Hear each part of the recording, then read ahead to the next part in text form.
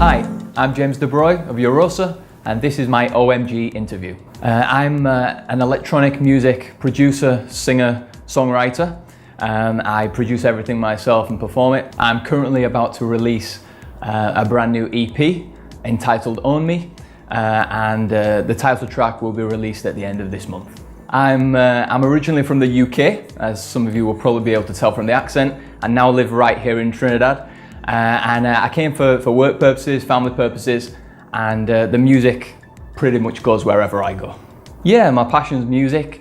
I like all styles of music, and that was part of the reason that I wanted a name for this particular electronic project, Yurosa. I sing rock, pop, soul, even a little bit of classical from time to time, but I wanted a name that would just be linked with the electronic pop music that I'm producing and releasing at the moment. Some of the songs do. There's a song called Highlife on there that's got a little bit of like a tropical house vibe, and then some of the other ones are a little bit more electronic pop in a similar vein to what you would expect to see from maybe One Republic or Sia, things like that. Yeah, I'm originally from Leeds in the UK. So I'd lived there all my life, never really been an option to go anywhere else. And then through family and friends, got an opportunity to come to Trinidad to work and to meet new people and to venture out into the music scene. And obviously what I do is very different to what you would normally see in Trinidad. But I like to take a little piece of this and a little piece of that and try and intertwine it into the electronic pop that I do. And like to create my own vibe and flavour, really. Music has always been a part of my life, really, since a young age, listening to classic artists such as Michael Jackson, Stevie Wonder, Prince. So those are my influences from a long time. And then my more recent influences are people like John Mayer and Ryan Tedder of One Republic. So quite a bit of electronic and pop vibe there. But yeah, music's always been a part of my life, and I've always performed in bands and solo, written music, and just started producing. This is the first set of music that I've actually written, composed and produced and performed myself. So it's definitely close to my heart, this one, my baby. I wouldn't say difficult, because let's be honest, these days we've got the World Wide Web, wherever you want to produce your music from, you can always find an audience that's going to be interested in what you do.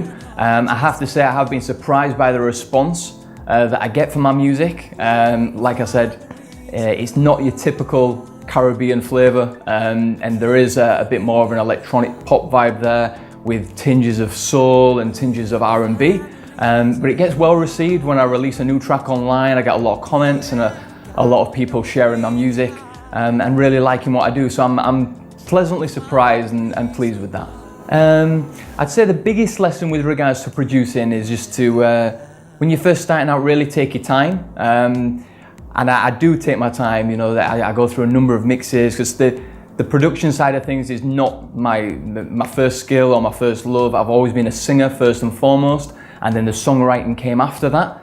And then, like I say, more recently, the production side of things, because I really wanted to try and get a sound of my own and something that is linked with that Yurosa feel, and I knew the way to get that was kind of selfishly, in a way, to do everything myself as much as possible. The only other person I work with is a guy called Scott Homer, who records and produces my music videos that can all be viewed online. I really just want to push it as far as I possibly can. Obviously everybody has big dreams of having a track picked up by either a record label or a big current star to record and release one of my songs. But whatever came from it I would accept, really, whether if it was me recording and pushing the songs out there, or if somebody who was able to take the songs to the next level was able to record and then release them. Whatever came. But yeah, I've had some nice feedback from the BBC in the UK.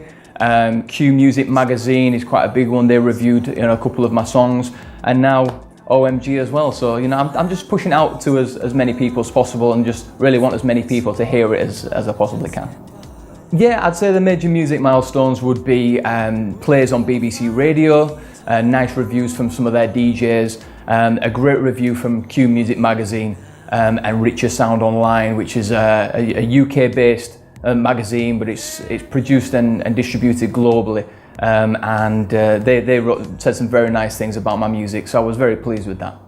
I guess my OMG moment would be the recognition and the review through Richer Sounds Online and Q Music magazine. It's one of the biggest magazines in the world, and at the time I'd recorded maybe 3 songs and released 2, and they picked up my music, they found it online, and they wrote a very nice review and made me Artist of the Week on their online distribution magazine. So that was a great moment and a great surprise to be picked up so early, and for them to say such nice things about what I was doing. Bearing in mind that really at that time I was just recording some music for the fun and the love of it, and then I just sent it off to a few people to see what they thought, really try and get some feedback, and they really liked it and wrote the review and made it Artist of the Week. So I'd like to thank you for tuning in to my OMG interview.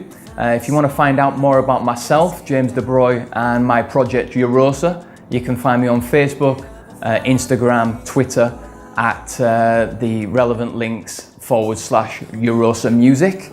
And then I also have an official website, www.yurosamusic.com. Thanks. God only knows we try to find the reason.